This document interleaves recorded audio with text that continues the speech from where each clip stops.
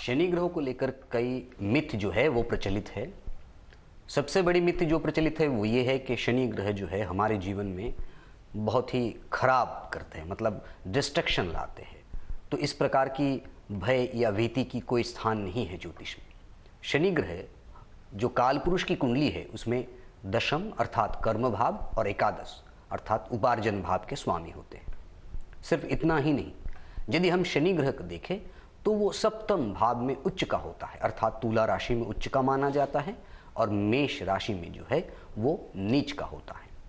अब मेष राशि क्या है? यदि काल पुरुष की कुंडली को देखें तो मेष राशि जो है वो लग्न माने जाते हैं, अर्थात लग्न भाव में शनि नीच का होता है। सेवेंथ अर्थात दूसरों के साथ इंटरेक्शन करना, जाया भाव जहां है वहां शनि उच्च का हो जाता है। तो स्वाभाविक रूप से एक जो सिद्धांत यहाँ से निकल के आते हैं वो ये कि यदि आप दूसरे लोगों के साथ अच्छे इंटरेक्शन करते हैं, यदि आप अपने जो स्वाभिमान है, जो अहम है, उसे त्याग देते हैं तो शनि ग्रह अपने आप ही ठीक हो जाते हैं। परंतु यदि आप अहंकार करते हैं, ईगोइस्टिक नेचर के हैं, तो शनि ग्रह जो है वो आपके लिए बाधा स्वरूप बन जाते हैं। शनि ग्रह के बारे में कहा जाता है कि यमाग्रजम अर्थात यमराज के अग्रज है, मृत्यु के देवता भी जो है वो शनि ग्रह है। नाड़ी ज्योतिष में शनि ग्रह को मृत्यु के देवता माने जाते हैं, अर्थात कोई व्यक्ति जन्म के बाद कब मरेगा, कब उनकी मृत्यु होगी, ये सारे जानकारी जो है वो शनि ग्रह पहले ही दे देते हैं।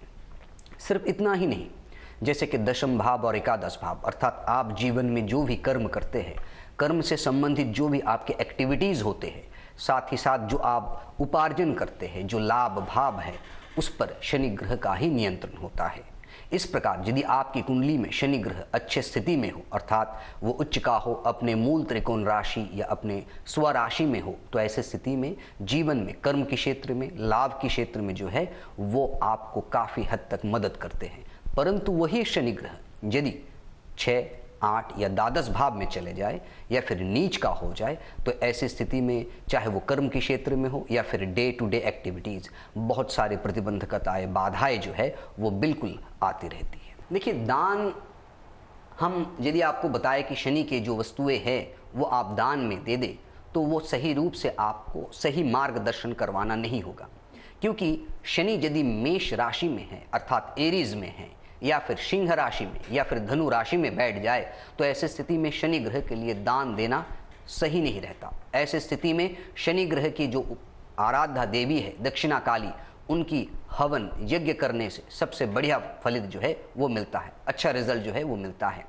फिर यदि स्थिर राशि में या फिर हम कहें कि पृथ्वी तत्व वाले राशि में अर्थात वृषभ में यदि शनि ग्रह बैठ जाए तो ऐसी स्थिति में आप नीलम दान में दे सकते हैं।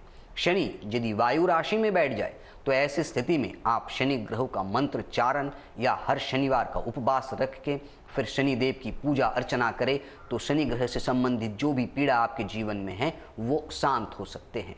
परंतु शनि ग्रह यदि जल राशि में अर्थात वृश्चिक, कर्क या फिर मीन राशि में बैठ जाए तो ऐसी स्थिति में ना तो हवन, ना नीलम दान या फिर ना जो है मंत्रों का उपचार काम करेगा। यहाँ सिर्फ और सिर्फ आपको शनि ग्रह से संबंधित जो भी वस्तुएं हैं अर्थात आपकी कुंडली में जिस प्रकार की इशारे है उसके हिसाब से आपको दान करना पड़ता है।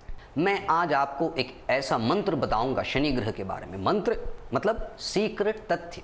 मंत्र ये नहीं कि ओम शं शनिश्चराय नमः, ऐसे मंत्र नहीं है। मंत्र that is a secret thing. क्या है? सबसे पहले तो आप ये प्रयास करें कि लोहे का कोई काला घोड़ा या फिर कोई काला गाय कहीं से प्राप्त कर लाए, छोटा सा साइज का भी हो, लोहे के बने हुए काले घोड़ा या फिर काला गाय जो है वो कहीं से प्राप्त कर लीजिए। और शनिवार के दिन रात को नहीं, अपराह्न में नहीं, बिल्कुल दोपहर में यदि आप वो किसी को दान दे देते हैं तो शनि ग्रह से संबंधित जो भी परेशानी है वो आपके जीवन से बिल्कुल समाप्त हो जाएंगे। ये सीक्रेट मंत्र जो है याद रखिए और इसे करने की प्रयास कीजिए और इसको करने के बाद देखेंगे कि आपके जीवन में बड़ा अद्भुत चमत्कार जो है वो आपको दिखने को मिल जाएगा।